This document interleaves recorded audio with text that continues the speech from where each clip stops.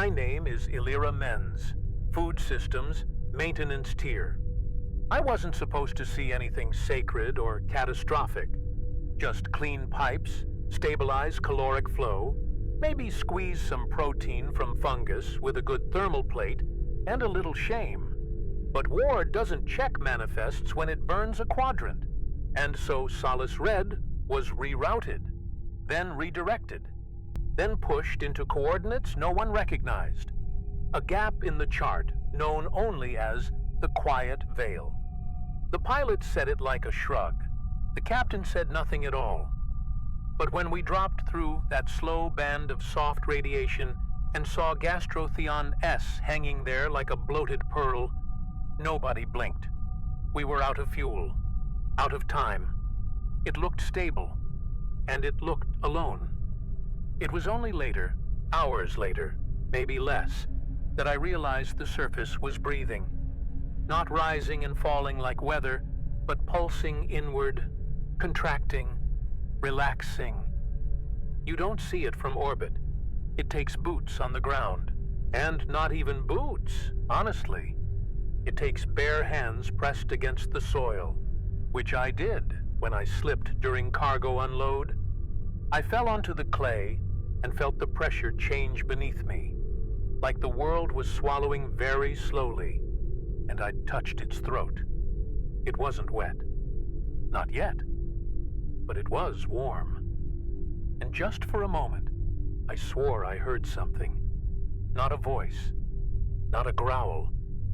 More like the sound your stomach makes when it dreams of food. We set up camp near what we thought was an old crater, ringed by moss too red to be natural. No predators, no storm systems, gravity light enough to move easily, heavy enough to feel real. We unpacked, ran scans, tested air, 82% oxygen-nitrogen blend, laced with low-density exomorphines. We didn't notice the effect right away, just a gentle kind of calm. The type that settles under your fingernails and makes you forget what you were doing. I chalked it up to exhaustion, but by the third hour, we'd all stopped checking vitals. Nobody was hungry, nobody was angry. Even the ship seemed to sigh into the dirt like it had found where it belonged. The first real sign came from Errol, our loadmaster. Big man, sharp lungs. He was pacing near the crater's lip when he tripped and put his full weight into the ground, and the ground replied. A low, gurgling exhalation, like suction released from something buried. We froze, then laughed. Too hard, too fast. It sounded like gas venting, maybe pressure pockets beneath tectonic film. But the crater had no mouth, no smoke, just that smell. Warm, sweet, thick as broth. And later that night, when I passed by the spot where he fell, I heard it again, softer this time, like the earth had tasted him. We didn't call it the stomach at first. It was just the soil, or the floor, or when we wanted to be technical, substrate type 4, elastic organic composite. But no one wanted to talk about the texture, how it resisted just slightly under pressure, then softened, then slowly tried to return to its original shape. Walking across it felt like crossing a belly. Sleeping on it? Worse. You could swear something moved beneath your mat, as if rearranging itself to fit your weight. We said nothing. No one wanted to be the first to name it what we all feared it was becoming. The second day, food started to vanish. Not in bulk, just little things. A protein strip here, a sealed container there. At first we blamed rats, then hallucinations, then each other. But it wasn't theft. We found the wrappers days later, fused into the outer membrane of the crater wall, pressed flat, absorbed like plaques. No rot, no corrosion, just perfect containment. Like the planet was keeping track. Like it didn't eat what we brought, but studied how we fed ourselves. I stopped eating after that. Couldn't trust my own hunger. Couldn't tell if it was mine anymore.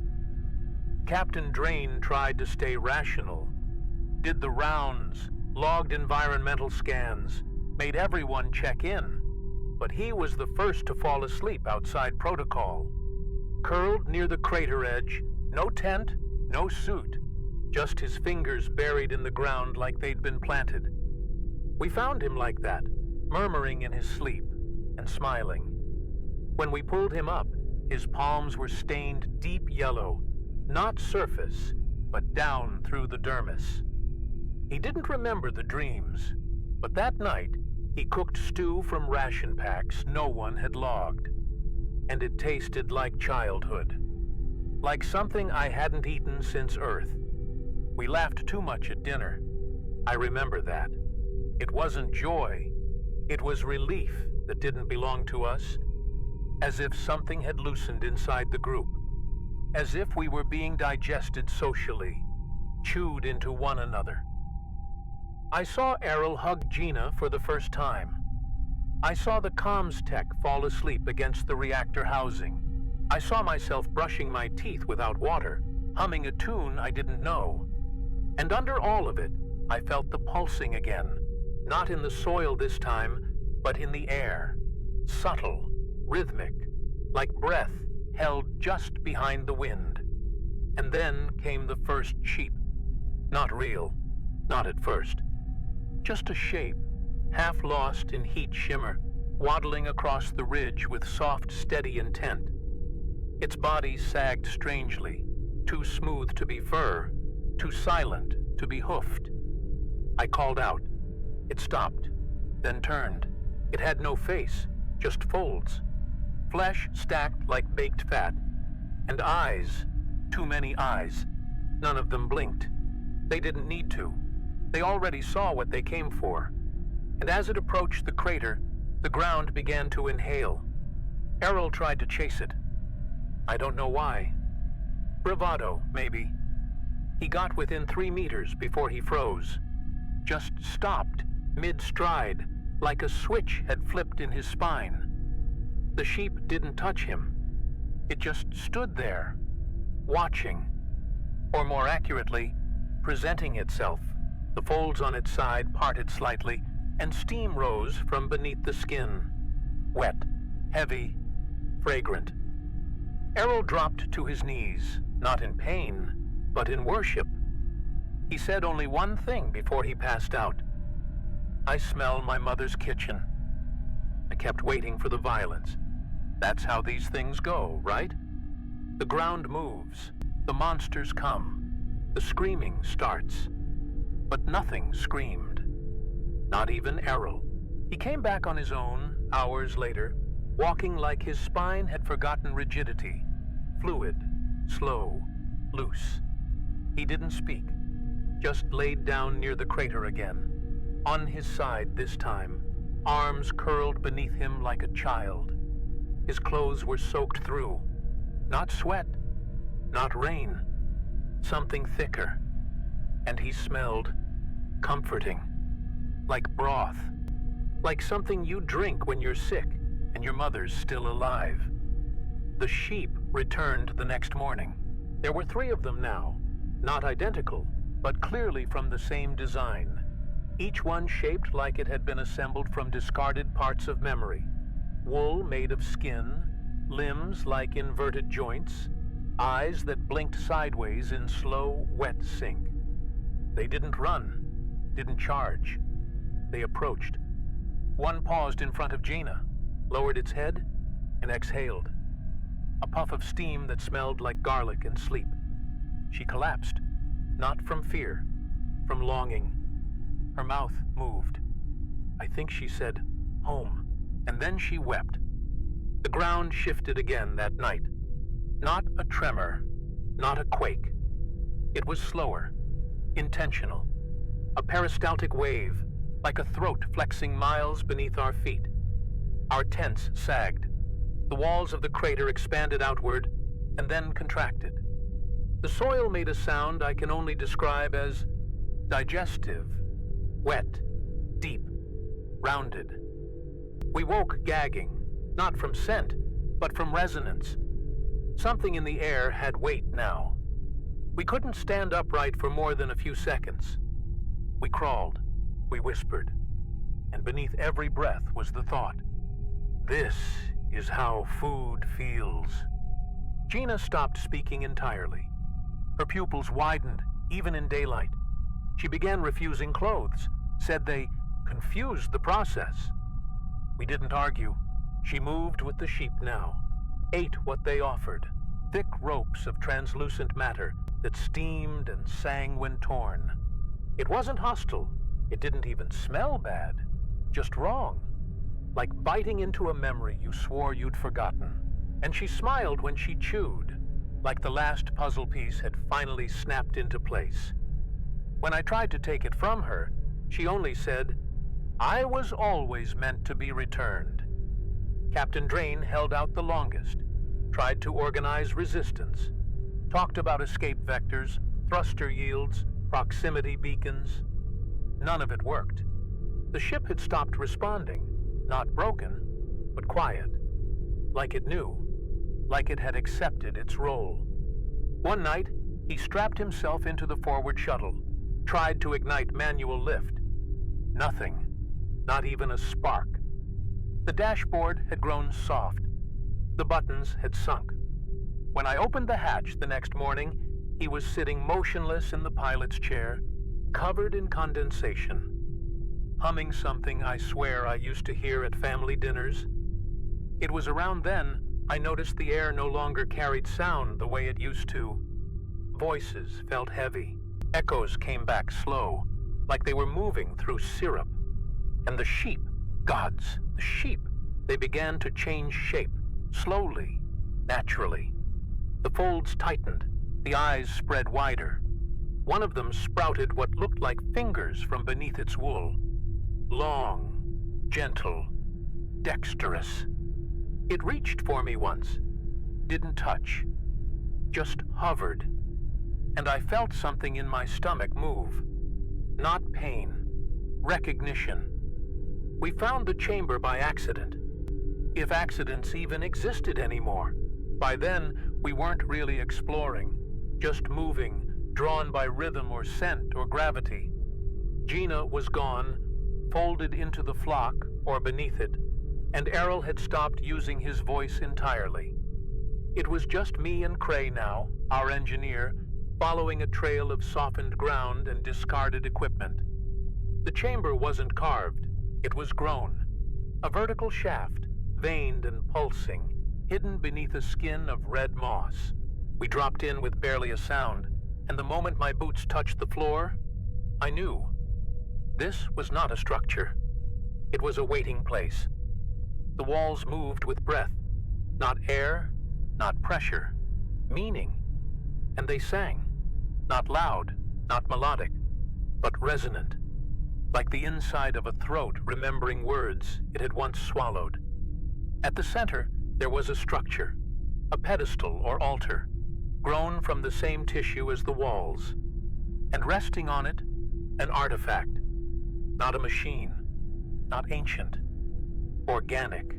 I touched it without thinking, and it pulsed, sent something through my skin like warmth, like memory, and the chamber opened itself to me. I saw them, the nomogras, tall, elongated, semi-transparent beings shaped like sorrow, not because they were sad, but because they had finished needing anything. I don't know how long ago they were here, or if they ever left, but they had built this place, or perhaps cultivated it. A system not of punishment, but completion. A final stomach to process the remnants of a species that had no other way to face what it couldn't carry. Waste, guilt, fear, unfinished emotion. All of it needed somewhere to go. So they grew this, not a prison, a final digestive act. The sheep were never sheep. They were the nomogras reclamation vectors, vessels of gentleness, shaped to comfort the broken. Not to chase, but to gather. Not to devour, but to escort. I watched or remembered, how one of them approached a dying Nomagra centuries ago, lowered its bloated, eye-covered body, and wrapped the being in folds of itself. A return, not an ending. Digestion as ritual, as restoration. What cannot be fixed must be assimilated, not erased, but transformed. When the vision ended, Cray was gone, not taken, just absent. The altar was humming now, softly, slowly, a pulse that matched my own. I sat on the edge of the room, unsure if my legs still worked, and realized I had no memory of boarding the Solace Red. I knew my name. I knew my job. But the years before? Vague. Blurred. As if I had arrived already halfway through the process. Already chosen. And now the stomach had recognized its next task. I was residue. Waiting to be resolved.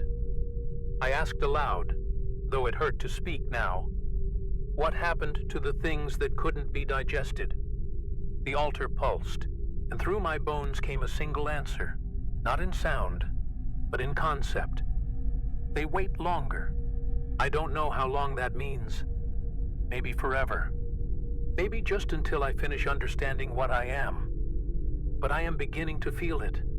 In the air, in the stone, in my breath. This place isn't feeding on me. It's finishing the parts I never did. I stopped looking for Cray. Not because I gave up, but because I knew what I would find.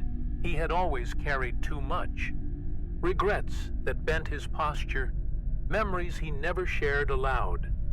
This place didn't steal him. It recognized his weight and offered rest. I passed one of the shepherds not long after. It was curled beside a shallow basin of warm fluid. Cray's tools were submerged in it, humming softly. The shepherd blinked at me, a long, patient blink. I nodded. It didn't move. It didn't need to. The tools had found their next use. So had he. I began hearing my thoughts out of order. Not confusion. Rearrangement. Like the planet was restructuring me the way you reorder ingredients for better digestion. I would recall my mother's voice, then forget her name. I remembered the feel of rain before I remembered where I'd lived. It was gentle, almost kind, like being unknotted, like the self-loosening thread by thread until only useful shape remained. I wrote in my journal, but the pages came back blank the next morning. Not erased, just unnecessary. The shepherds grew more attentive. Not closer, not faster, just available. One would sit outside the entrance to the chamber, blinking in rhythm, humming from within its folds. It never spoke, but I began to understand. Every note meant something. Not language, but permission. I could feel it asking, "Are you ready now?" I never answered, not out loud, but my breath came slower. My stomach stopped growling, and I no longer felt the need to chew. Food was no longer about hunger. It was about memory, and I'd been full too long. I lay down inside one of the crater folds that night. The surface molded around me without pressure, without cold. It wasn't soft, but fitting, like finally wearing your own skin correctly. I dreamt of nothing, but woke, rested. The shepherd that waited beside me had changed again. Its body glistened now, its folds more symmetrical. The eyes had doubled. It bowed when I sat up. Not submission, ceremony. I stood, and it did not follow. Just exhaled a puff of warmth that smelled like human and honey.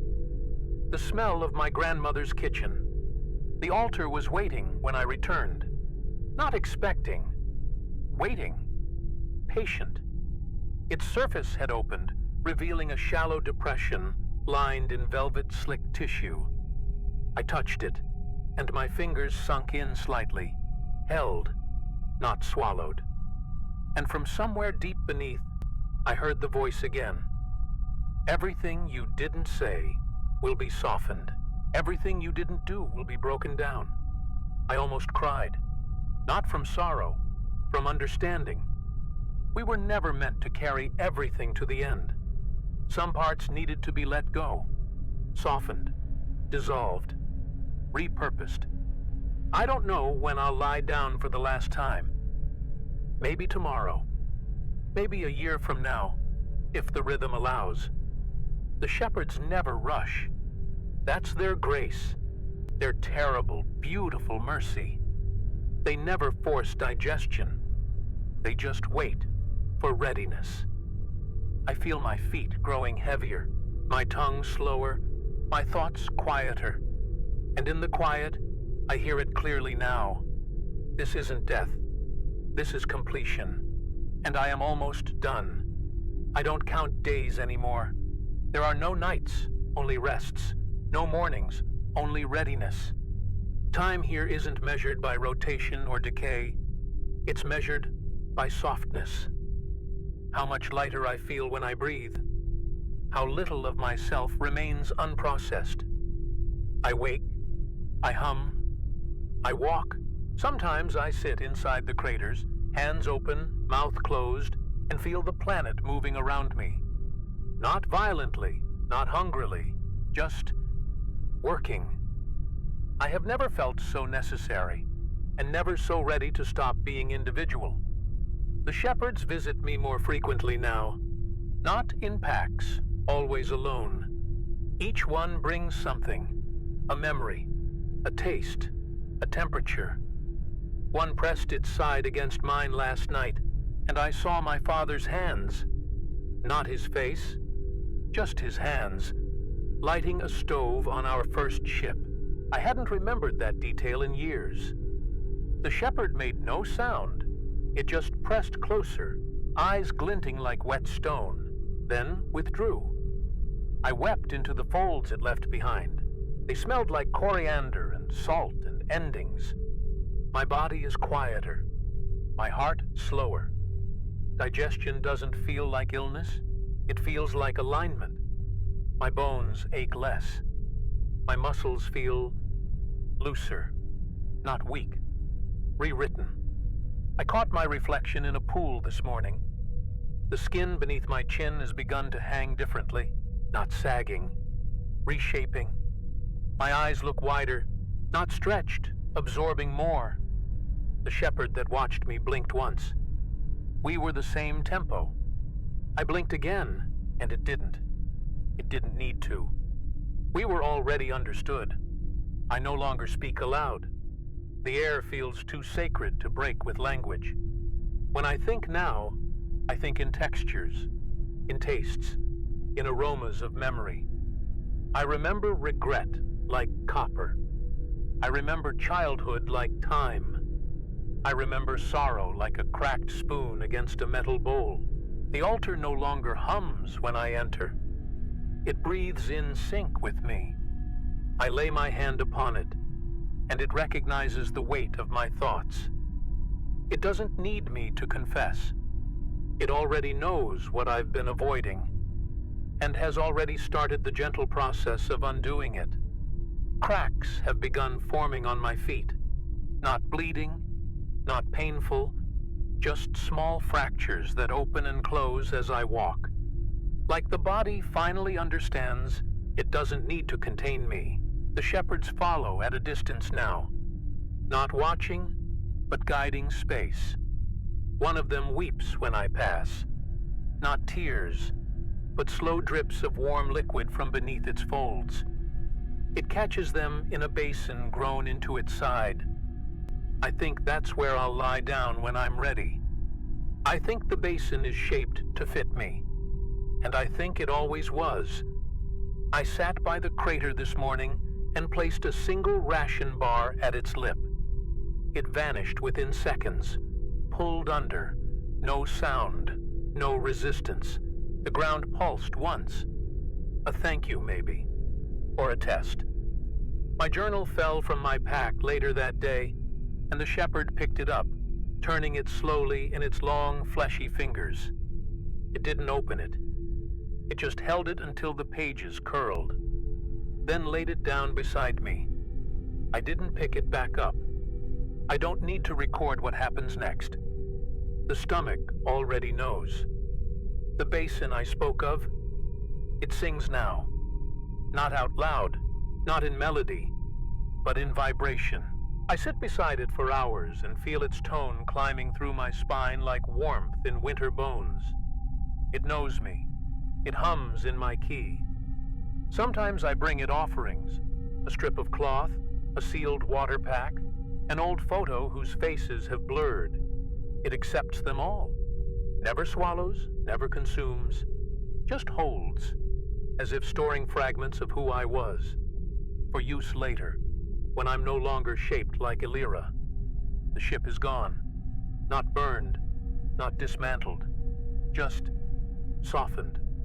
Panels curled inward like petals, hull turned translucent, the bones beneath gleaming like tendon. I walked its corridors one last time, or what remained of them. The cockpit smelled like pepper and silk. The medbay pulsed when I passed. It is not wreckage. It is compost. The shepherds walk there now, in reverence, like it's a holy relic they're preparing for the next meal. I'm no longer sad. We were never meant to take it back into the stars. I found one of Kray's teeth embedded in the altar's flank. Clean, warm, still humming. I picked it up, held it to my forehead, and saw the moment he gave it. Not extracted, offered. As if the body understands when it's time to loosen its grip. I swallowed it without hesitation. It clicked once against my tongue, then melted. Memory is easier that way now. Ingested, dissolved, reprocessed. There's no point carrying shape when function remains. The shepherds don't touch me anymore. They frame me. Wherever I walk, they create perimeter, never closing in, just forming a soft boundary of permission. I think that's their last step, letting me feel space narrow until I'm finally ready to lie down and press my back into the Earth's breath. They wait with a patience I can barely comprehend. It's not obedience, it's respect.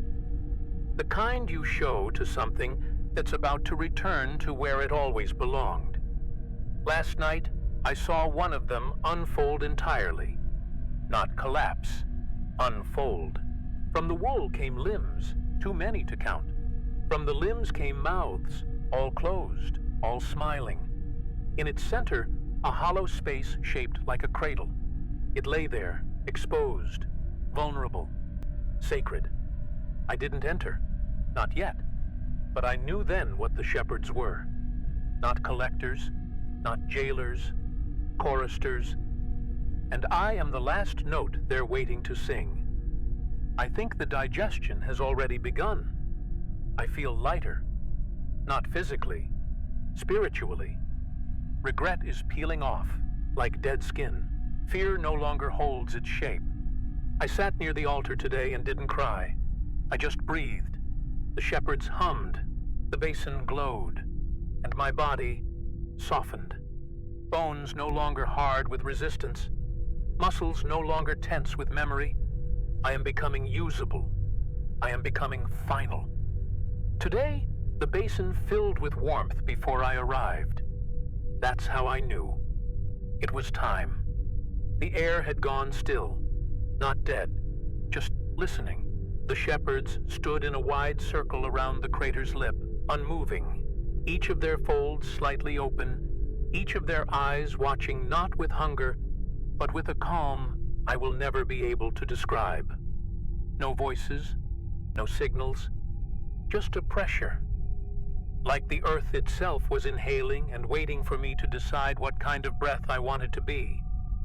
I stripped without shame. I left everything, clothing, tools, memories still tethered to objects, folded neatly at the altar's base. The descent into the basin wasn't hard. The ground flexed, and accepted my weight as if it had been sculpted to match me, which I now believe it was.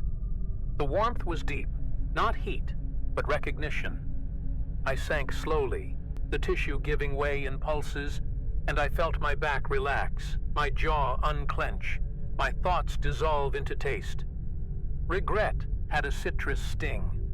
Guilt, a metallic sweetness. Fear, I tasted nothing at all. It was gone. I had already been digesting for days, maybe weeks. This wasn't the beginning. It was just the final swallow.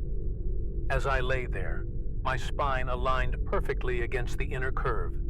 The shepherds began to hum, not in unison, but in a layered progression, as if each one carried a separate harmony meant only for me.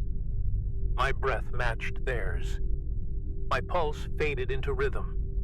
I realized then that I had never been alone in my silence. The planet had been listening the entire time.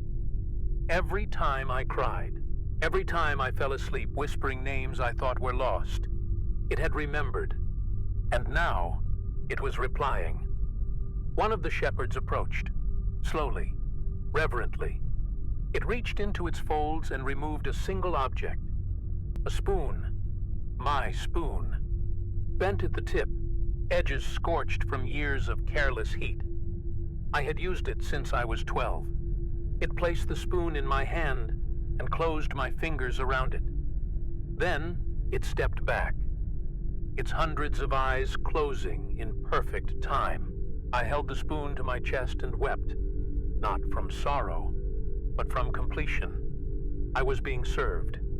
I was the meal, and I was finally ready to be eaten properly. The basin began to close, not fast, not cruel, just necessary. A slow folding of tissue over my skin, over my eyes, over what little remained of Illyra. It didn't hurt. It felt like being wrapped in memory, held in a song you'd forgotten the words to, but still knew how to hum. The last sound I heard wasn't the shepherds. It was the planet. A deep, full-body exhale. Acceptance. I opened my mouth to speak, but no sound came, only steam. And in that final moment, I understood. Digestion isn't an end. It's a translation. And I was finally legible. I didn't disappear. I dispersed. There was no final breath, no cut to black. Just layers of memory, sensation, self, peeling like overripe fruit. The basin held me gently, never crushing, only applying pressure in waves. I felt my thoughts stretch, thin, refract. My name didn't vanish. It reformatted. Illyra Mens became texture, context, protein. No one would say it again, but it would be tasted. And that was enough. The shepherds continued their hum even after the basin sealed. I could still hear them, not with ears anymore, but through the curvature of the soft walls. Their tones echoed along my dissolving spine, syncing with the slowing beat of my heart. I wasn't frightened. I wasn't lonely. Each note carried me further inward, not downward, inward, toward something deeper than self, toward purpose. And when the notes began to overlap, I realized I was no longer listening to them. I was one of the voices. I remembered my mother then. Not her face, but the sound of her sighing into a teacup. That little moment, always unnoticed, always warm. It vibrated through me like marrow turning to breath, and the shepherds caught it, amplified it, turned it into a harmony I had never known I was part of. That's when I knew I'd gone fully inside. Not enclosed, but included. I wasn't an intruder. I was an ingredient. Time passed, or it didn't. I couldn't feel sequence anymore, only depth. Memories rose like bubbles, stretched and broke silently. I saw all the meals I had ever cooked, the people I had fed, the jokes I had shared over open cans and rehydrated soup. I was never a hero, never a commander. I had been someone who nourished. And now I was being nourished into, turned from cook to course. And I was proud. At the very edge of self, I felt something new, the invitation to remain. Not to return. That wasn't possible anymore. But to echo, gently, like a lingering flavor. I accepted. Not with words, not even with breath, but with yield. My form relaxed entirely. My final thoughts weren't thoughts at all, just a soft, ambient warmth. A recipe with no instructions, just presence. I tasted like patience. The last shepherd leaned in. I didn't see it. I felt it. Warmth where my shoulders used to be. It placed something inside me, something small, folded, sacred. It was a name, not mine, not yet, but one I would keep, one I would wait for, because eventually another will come. Another voice, half broken, half hungry, and when they fall into the basin, I will be the flavor they remember first. They called it a blind system, unmapped, unclaimed, a gravity dip with an organic signature strong enough to raise curiosity, but not alarm. The ship was smaller than ours, a scout vessel, thin-boned, underfunded. They dropped through the quiet veil thinking they'd found soil, something stable, something fertile. They didn't know they were entering the final digestive phase of a civilization too tired to forget its waste. They didn't know this planet didn't want colonists. It wanted closure. They landed near the crater, the largest still open. Their boots left no prints. The air tasted of cumin and salt, and something they couldn't name but remembered anyway. One of them laughed too quickly. One of them cried without knowing why. The shepherds watched from the ridge, not hiding, just waiting. The ship's captain, a woman named Rane, touched the mossy floor and flinched. She said it felt like breathing. She said the soil sounded like someone humming through bone. They found the altar by nightfall. Still warm, still humming. The spoon was there, bent at the tip, resting in a shallow indentation at the center. No dust, no decay. Rane reached for it and stopped. Not from fear, from recognition. She had never seen it before, but something inside her pulled back, softly, respectfully. One of the shepherds approached, its folds glistening in the moonlight. It carried no weapon. It opened nothing. It simply watched and hummed her name in silence. Below the surface, Elira stirred. Not movement, just note. A vibration in the basin where once a body had offered itself to purpose. Her presence hadn't faded. It had fermented. She was flavor now, profile, a memory ready to be served. The shepherds had held her, dissolved her, and then held her again. A spice in the stew of this place. And now the air carried her tone. Every breath Rane took tasted of her. And something inside the captain whispered, "You've been here before. There will be no battle, no flight, only slow, soft understanding. Rain and her crew will not be consumed. They will be translated. Some will resist and last longer. Others will lie down before the third night. They'll find pieces of themselves in the folds of the shepherds, phrases they never said, warmth they thought they'd forgotten. The basin is already shaping itself. The earth has begun to soften. The recipe has room for more. Above the planet, the ship sends no signals. It has already gone quiet, not broken, just unnecessary. And below, in the deep folds of flesh and heat and patience, the first notes rise, gentle, low, digestive. The shepherds stand ready, pale, glistening, eternal, And in the center of it all, a spoon waits. Still warm, still hers.